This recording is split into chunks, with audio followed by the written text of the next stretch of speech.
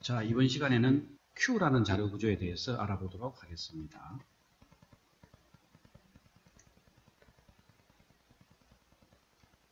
Q라는 자료 구조는 이제 스택하고 좀 비슷하면서도 또 다른 특징이 있습니다. 자, 일단은 비슷한 점은 스택과 마찬가지로 삽입 삭제가 아무 데서나 할 수 있는 게 아니고 제한된 위치에서만 할 수 있다. 자, 그래서 이 ordered list, 그러니까 이 리스트의 특수한 경우다 이거죠. 리스트의 특수한 형태다. 그런 의미에서는 스택과 비슷한데 단지 그 삽입과 삭제가 가능한 위치가 스택과는 다릅니다. 그래서 Q에는 항상 뒤에서 삽입하고 앞에서 삭제할 수 있는 그런 구조입니다. 이제 스택하고 비교를 하면은 스택은 여기 있는 것처럼 뭡니까? 항상 탑이라는 위치에서만 삽입과 삭제가 가능했죠. 그런데 이제 Q라는 거는 이렇게 마치 줄 서는 것처럼 뒤로 삽입되고 맨 앞에 있을 때 이제 삭제가 된다 이거죠. 그래서 Q는 뒤로 들어가서 앞으로 나온다. 그럼 우리가 이제 줄서기 하다 보면 뭡니까? 먼저 들어간 사람이 먼저 나오게 되는 거죠. 그래서 이제 먼저 들어간 사람이 먼저 들어간 문서가 먼저 삭제가 된다 해서 이제 first in, first out이라고 해서 이제 P4라는 자료 구조라고도 불려집니다. 자, 그래서 이 Q의 자료 구조를 이제 그림으로 보면은 이 뒤에 해당되는 부분을 이제 rear라고 또는 tail이라고 하고 이제 앞에 해당되는 부분을 front 또는 head라고 하기도 한다. 이거죠. 자, 그래서 Q를 이제 개념적으로 그림으로 한번 그려보면 이제 이렇게 되는데 이제 Q라는 자료 구조가 있으면은 그죠? 여기에 이제 원소들이 이렇게 있습니다. 원소들이 이제 쭉 있는 거고. 그러면 이제 이 삽입은 Q의 삽입은 항상 리어 쪽에서 삽입이 된다 이거죠. 그 다음에 삭제는 프론트 쪽에서 삭제가 된다. 그 이제 프론트가 첫 번째 원소가 되는 거고 리어가 마지막 원소가 되는 거예요. 자, 그래서 이제 우리가 그 리스트에서는 뭐 인서트 딜리트라고 했는데 스택에서는 뭐 푸시 팝 이런 용어를 썼죠. Q에서는 이제 삽입을 이제 inQ라고 하고 삭제를 이제 DQ라고 이렇게 용어를 많이 씁니다. 자, 그래서 이제 연산을 한번 비교를 해보면은 스택에서는 삽입 연산이 이제 푸시고 삭제 연산은 팝이었죠. 푸시 팝 둘 다 뭡니까? 탑이라는 위치에서만 가능했습니다. 그죠? 근데 이제 Q에서는 뭡니까? 삽입하는 연산은 inQ라고 하고 삭제하는 연산은 DQ라고 한다고 그랬죠. 그리고 삽입은 항상 집어넣는 거는 뒤쪽에서 리어에서 되고 삭제, 이제 Q에서 빠져나오는 거는 프론트에서만 가능하다. 자, 그래서 Q의 연산 과정을 한번 보면은 제일 처음에 이제 create Q 하면은 이제 empty Q가 하나 생성되겠죠. 지금 이 Q는 이제 Q를 array 형태로 만약에 그 구현했을 때 그 모습입니다. 일단 array 형태로 구현했을 때 그러면 프론트와 리어는 array 인덱스가 될 텐데 처음에는 이제 array에 아무것도 없으니까 마이너스 1입니다. 그냥. 그러다가 이제 하나 삽입을 하게 되면은 그러니까 프론트와 리어의 위치가 같은 거죠, 지금. 그런데 이제 우리가 삽입하게 되면 뭡니까? inQ를 하게 되면 뒤에서 삽입한다 그랬죠. 그럼 리어 인덱스를 리어를 여기서 일로 하나 증가시키 갖고 요 위치에다가 A를 삽입한다 이거죠. 그러면 하나 더 삽입했습니다. B를 삽입하면은 리어 위치가 이제 A에 있다가 B 쪽으로 리어 위치가 옮겨지면서 여기에 삽입이 된다 이거죠. 그럼 현재 리어는 이제 1이 되는 거죠.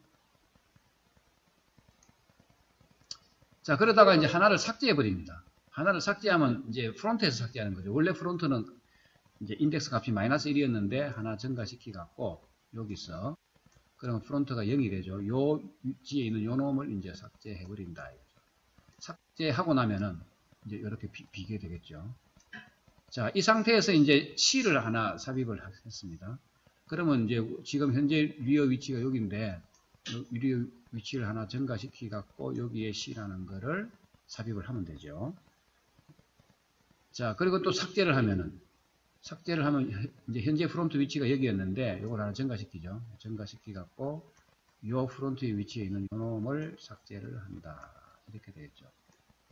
또 하나 더 삭제해버리면 이제 이게 프론트를 하나 증가시키 갖고 여기에 있는 여기를 삭제해버리면, 자, 그래 되면 뭡니까? 이제 프론트와 리어가 또 같아지면은, 그러면 Q가 empty가 됩니다.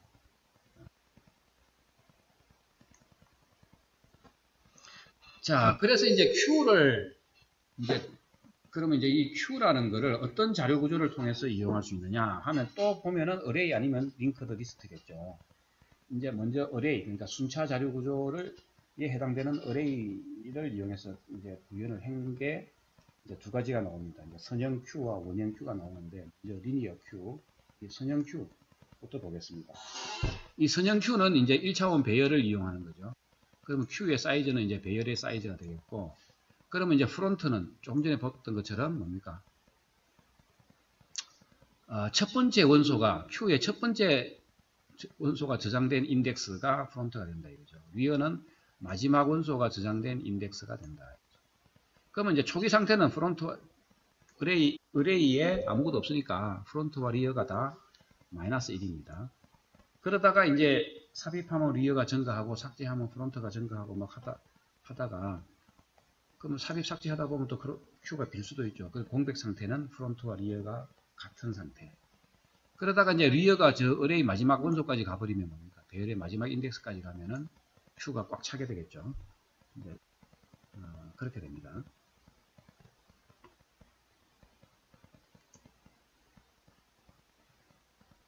자, 그런데 이제 이 선형 Q는 좀 문제가 있죠. 한 가지 문제가 있는 게 뭐냐면은, 이제 삽입을 하게 되면은, 원래 이제 리어가 마이너스 1이었다가 쭉 삽입을 하게 되면 이렇게 하다 보면 이제 여기가 이제 이제 이게 뭐냐면 Q의 마지막 원소에 삽입을 하게 되면 더 이상 삽입을 할 수가 없죠. 그러면 이제 삽입만 하면은 이 inQ만 계속했으면 이제 Q가 풀이 되는데, 이제 DQ도 있었다 이거죠. DQ도 쭉 있어갖고 지금 프론트가 여기까지 왔으면은 이게 다 삭제가 된 거죠. 이렇게 다 삭제가 돼갖고 프론트가 여기까지 왔어요. 그냥 여기까지 왔어요. 그러면 뭡니까? Q에는 한 개 있는 거죠.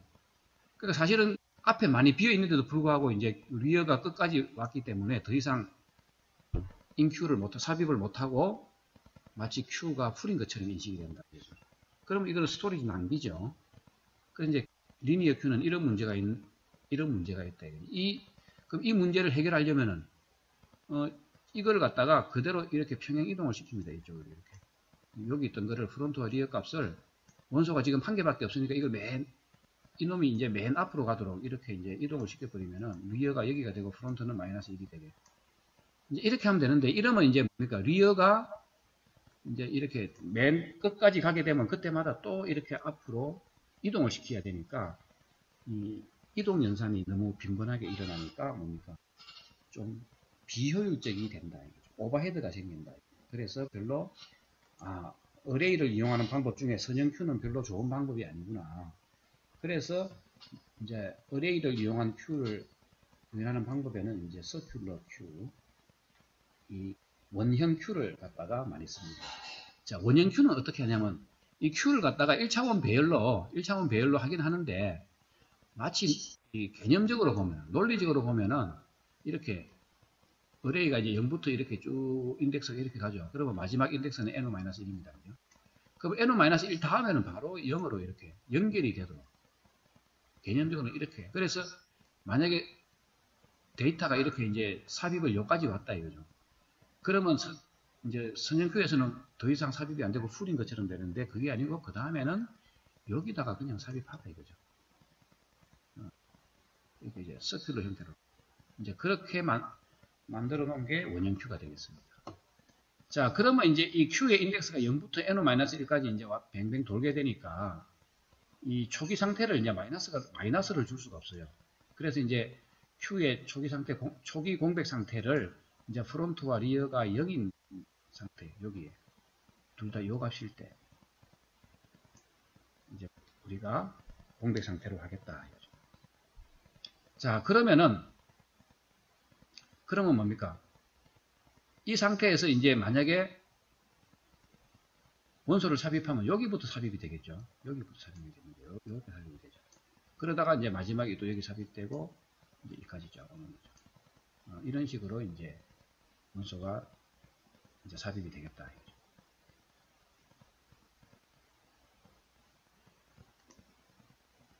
자, 그래서 한번 연산 과정을 보면은 제일 처음에 프론트와 리어가 이제 다 제로로 이제 엠프티 상태입니다. 이 제로로 엠프티 상태인데 이 상태에서 이제 A를 한번 인큐 시켜 보겠습니다. 그럼 이제 리어 값을 증가시켜 갖고 1이 되게 한 뒤에다가 A가 들어가는 거죠. 자, 그 다음에 또 계속 해보겠습니다. 또 이제 B를 하나 넣습니다. 그럼 리어 값이 여기다가 이제 이렇게 증가되면서 여기 이제 B가 들어가는 거죠. 그럼 이제 A, B 두 개가 있는 거죠. 이 상태에서 이제 DQ 해버리면 뭡니까? 프론트가 지금 여기였는데 이 프론트 값을 증가시켜 갖고 요 위치에 있는 거를 이제 삭제해 버리는 거죠. 원래 여기 A가 있었는데 이 위치를 이제 삭제해 버리는 겁니다. 이제 이렇게 하면 되는 거죠.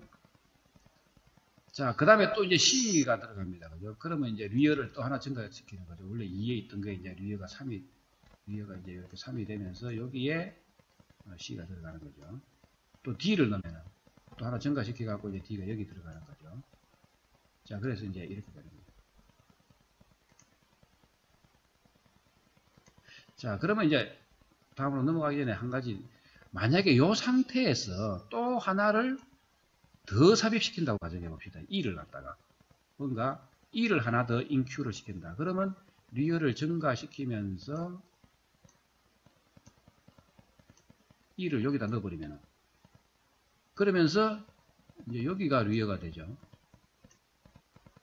여기가 이제 리어가 됩니다. 그러면 프론트와 리어가 같아져 버리죠, 이게. 그러면 이게 Q empty 상태하고 같아져 버립니다. 그죠? 그러니까 Q가 풀인 상태하고 empty 상태하고 같아져 버리니까, 이러면 안 되겠죠. 그래서 보통 이제 이 circular Q일 때는 이렇게 어레이에 다 채우지 않고 원소가 n-1개가 꽉 들어가 있으면 그때를 풀로 간주합니다. 그러니까 한 개는 원소가 들어갈 자리 한 개는 비워둔다 이거죠. 그래서 지금 같으면 뭡니까? Q 사이즈가 4개죠. 그러면 3개가 들어가 있으면 이제 풀로 간주가 된다. 더 이상 못 집어넣습니다. 그런 식으로 보통 해결을 합니다. 자, 그 다음에 이제 또 그 Q도 이제 링크드 리스트 형태로 구현할 수가 있어요. 그래서 이제 링크드 Q라고 하는데, 이제 링크드 Q는 이렇게 원소들이 이제 링크드 리스트 형태로 이렇게 쭉 연결되는 거죠. 그러면 이제 링크드 리스트니까 이제 우리가 스택에서 본 것처럼 프론트와 리어도 이제는 어레이 인덱스가 아니고 이제는 뭡니까? 그 링크드 리스트의 노드를 가리키는 이렇게 포인터가 되겠다 이거죠. 네, 포인터가 돼 갖고 이제 프론트는 첫 번째 원소를 가리키는 포인트가 되겠고, 리어는 마지막 원소를 가리키는 포인터가 되겠다. 자, 이런 식으로 이제 쭉 이제 하면 됩니다. 이렇게 링크드 리스트를 이용해서 또 Q를 갖다가 구현할 수가 있다. 자, 그러면 제일 처음에 이제 초기 상태는 뭡니까? 프론트와 리어가 다 원소가 하나도 없으니까 프론트와 리어가 다 널인 상태가 되겠습니다. 자, 만약에 그래서 이 상태에서 뭐 E라는 걸 하나 원소를 삽입하고 싶다 그러면 뭡니까? E가 들어갈 링크드 리스트의 노드를 하나 만들죠. 노드를 만들어 갖고 여기에 이제 E가 들어가게 해놓고는 뭡니까?